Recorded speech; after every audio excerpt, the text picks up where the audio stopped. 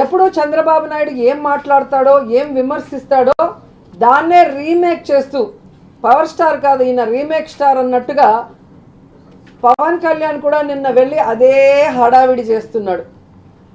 రిషికొండను బోడిగుండు చేసేశారని బోడి వెధవలంతా కూడా బోడి ప్రచారం చేయటం ఒక ఫ్యాషన్గా పెట్టుకున్నారు.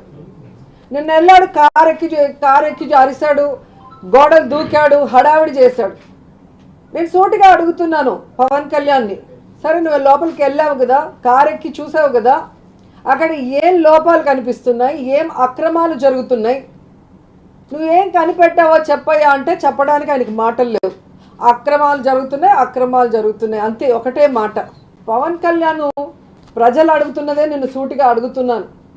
నీ పార్టీ, నీ దత్త తండ్రి చంద్రబాబు నాయుడు గారి పార్టీ, అలాగే రఘురామకృష్ణంరాజు ముగ్గురు కలిసి ఈ ప్రాజెక్ట్ మీద కోర్టుకు వెళ్ళారు కదా. ఏ కోర్టు అయినా ఇది అక్రమ కట్టడం, దీని నిర్మాణాన్ని ఆపేయండి అని చెప్పి ఎక్కడైనా తీర్పు ఇచ్చిందా? మీరు ఎన్జిటికి కూడా వెళ్ళారు. ఎన్జిటి ఇచ్చిన స్టేని కూడా సుప్రీంకోర్టు ఎత్తేసి నిర్మాణానికి అనుమతులు ఇచ్చారు. సుప్రీంకోర్టు కన్నా గొప్పోడివా నువ్వు పవన్ కళ్యాణ్? ఋషికొండ అనే ఒక ప్యాలెస్ కట్టడానికి 600 కోట్ల రూపాయలు వెచ్చించారు. ఎవరుంటారు అక్కడ? గెస్ట్ హౌస్ అంటారు, టూరిజం శాఖ గెస్ట్ హౌస్ అంటారు. సరే సంతోషం, అది మీ సొంత ఇల్లు కాదని మీ ఆర్గ్యుమెంట్ కూడా నేను ఒప్పుకుంటున్నా. ఆ ఖర్చు అవసరమా? అదే ఖర్చు కనుక కనీసం ఒక 25 కోట్లు ఈ రోజున పిఠాపురం కానీ ఏ నియోజకవర్గంకి ఇచ్చినా రోడ్ల సమస్య తీరిపోయేది, నీటి సమస్య తీరిపోయేది. డబ్బుని ఎలా ఖర్చు పెడతాం? మీ ఇష్టారాజ్యంగా ఖర్చు పెట్టేస్తారా డబ్బు? 30 లక్షలతో ఎవడన్నా సరే బాత్టబ్ పెట్టుకుంటాడు, ఎవడన్నా నేనే పెట్టుకున్నాయని. ఇన్ని కోట్లు సంపాదించేవాడు నేనే పెట్టుకోను.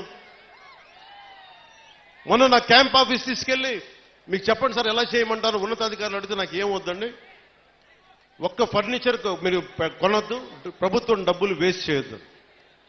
ఎందుకు వేస్ట్ చేయొద్దన్నానంటే నేను కనుక ఒక 10,000 రూపాయలకి ఫర్నిచర్ కొంటే ఆ 10,000 రూపాయలు ఒక ఉద్యోగి జీతానికి వెళ్ళిపోతుంది.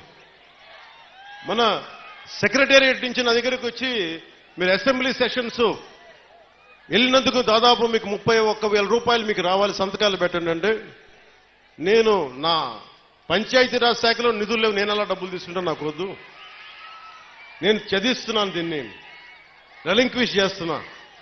30,000 నేను వదిలేస్తే ఒక ప్రభుత్వ ఉద్యోగికో ఒక కానిస్టేబుల్కో జీతాలకు వెళ్ళిపోతుంది. అంటే ఇంత బాధ్యతగా ఉండాలి అని నేను ముందుకెళ్తున్నా.